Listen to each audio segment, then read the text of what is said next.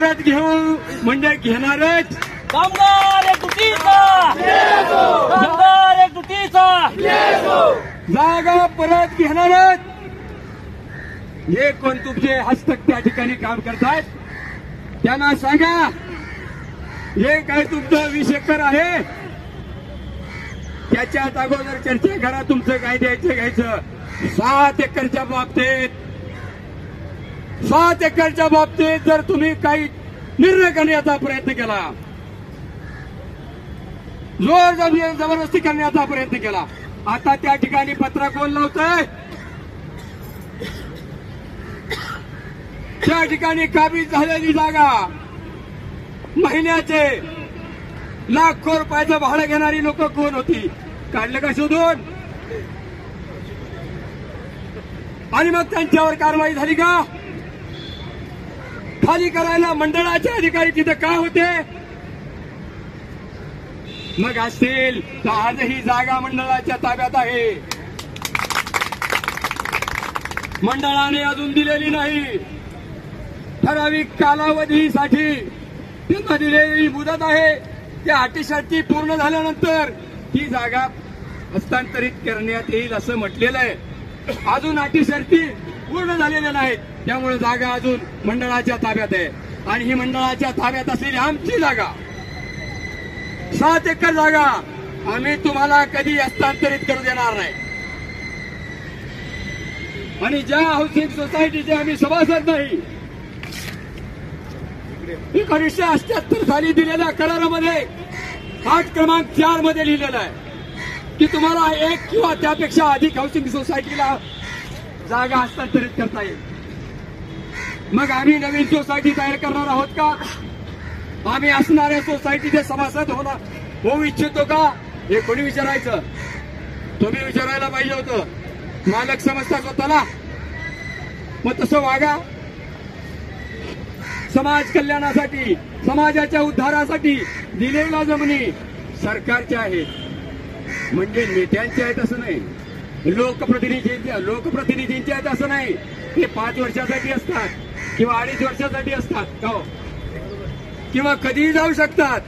सरकारची जागा आहे. सरकार म्हणजे आम्ही सर्वसामान्य लोक आहोत. मतदार राजा हा सरकारचा मालक आहे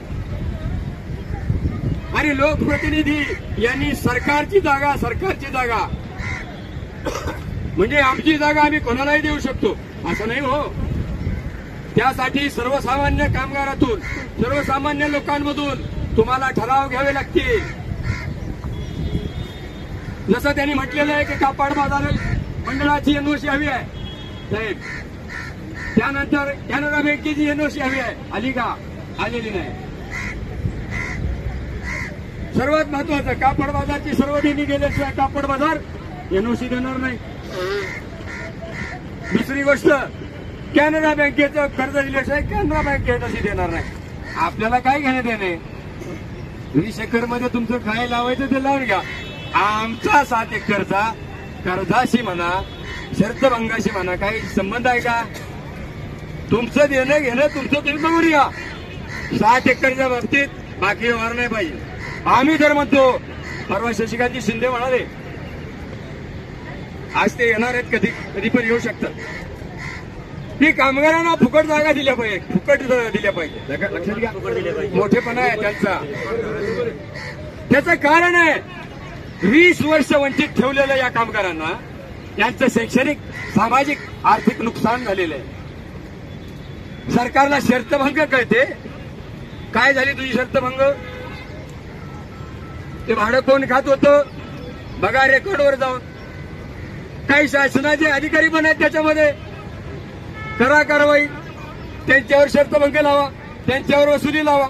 आमच्यावर 45 कोटी रुपयाचा दुर्दंड, आमच्यावर घेणं नाही देणं नाही, अजिबात 1 रुपया देणार नाही. 45 कोटी रुपयाचा 1 रुपया देणार नाही. आणि ज्यानं भरलं असेल त्याने आपलं स्वतः परत घ्यावं. आमचं घेणं देणंच नाही. तुझा ना आमचा संबंध काय? ना आम्ही तुझे सभासद साहेब, ना आम्ही तुला सांगितलं, ना तू आम्हाला विचारलं. तू भरला असशील, तुझ्या हिमतीवर भरलंस, आता वसूल पण तू तुझ्या हिमतीवर कर, आम्ही काय रुपये येणार नाही.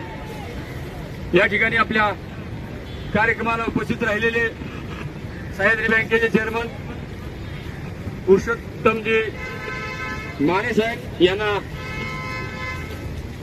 यांना मी पुन्हा एकदा त्यांचे आभार व्यक्त करतो. त्यांना काम असल्यामुळे ते दुसऱ्या कामाच्या ठिकाणी जात आहेत. त्यांच्याबरोबर आलेले आमचे ज्येष्ठ नेते बाळासाहेब बोरगे, त्यानंतर माजी अध्यक्ष सेवा सोसायटी अंकुशराव मोहिते, आमचे मार्गदर्शक ज्येष्ठ नेते DSG शिंदे साहेब, हे नेहमीच आपल्याला वेळोवेळी मदत करत असतात, आपल्या बरोबर असतात आणि म्हणून त्यांचं या ठिकाणी मी जाहीरपणे आभार व्यक्त करतो. लवकरच या ठिकाणी सर्व नेत्यांना पत्रव्यवहार झालेला आहे. आपल्या जिल्ह्यातल्या सर्व आमदारांना, सर्व मंत्र्यांना पत्रव्यवहार नुकताच झालेला आहे. त्यांच्या तुम्ही तारखा घ्या, कार्यक्रम आयोजित करा. मंत्रालयात तुम्ही जिथे कार्यक्रम घ्याल तो कार्यक्रम साधारणतः 5-5:30 असेल तर मैदानातूनच आपल्याला तिकडे जाता येईल. फार सोपं काम आहे. कुठली तारीख घ्या, त्या तारखेला आम्ही आपल्या सर्व कार्यक्रमामध्ये सर्व ताकदीने सर्व लोक त्या ठिकाणी कार्यक्रमामध्ये हजर राहून पत्रव्यवहार सर्व झालेला आहे. पाठपुरावा बोरगे साहेब म्हणाल त्यामुळे कमिटी करेलच. आपण आपली भूमिका मांडलेली, ध्येय धोरणे ठरवलेले आहेत. या पुढे देखील 2037 आपला कार्यक्रम चालू आहे. 87 ऍड केलंय त्यांनी मला नाव काय तुमचं? माझा भाऊ